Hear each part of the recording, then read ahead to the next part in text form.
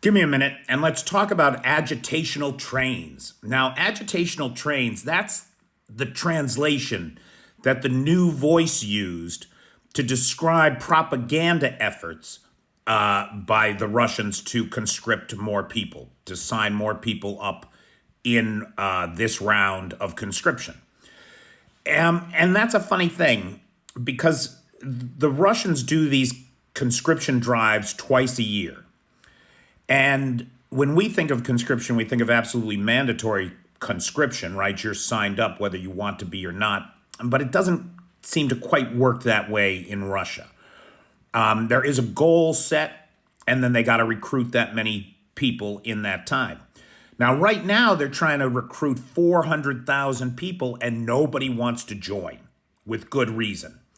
They've seen their friends disappear into the yawning maw of Ukraine, never to return.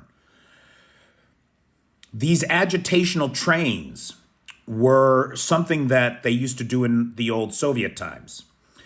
Trains would be painted with propaganda, pro-military, pro-conscription, pro-army, pro-Kremlin propaganda, and then would drive around the country.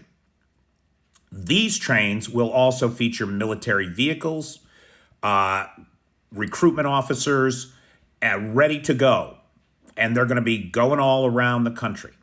And so this is Russia's kind of drive to meet that 400,000 conscription number. They're not going to do it. And they know they're not going to do it. Not with the local people in Russia. And so increasingly, they are turning to foreign mercenaries. And we see that happening all across Africa. We see that happening in the Middle East. We see that happening in Asia. Whether or not the Kremlin can get the 400,000 people that it needs in order to launch any kind of meaningful offensive this late spring or early summer seems impossible.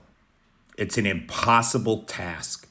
There's no way that you can bring in, outfit nearly 500,000 people, train them, and get them to the front in time.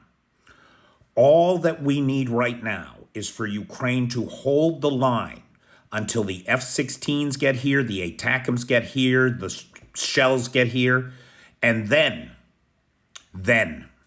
we're going to see the tide of the righteous wrath of the Ukrainian people sweep these invaders from these shores and the sovereign borders of Ukraine restored. That's the future, my friends. And the future is now.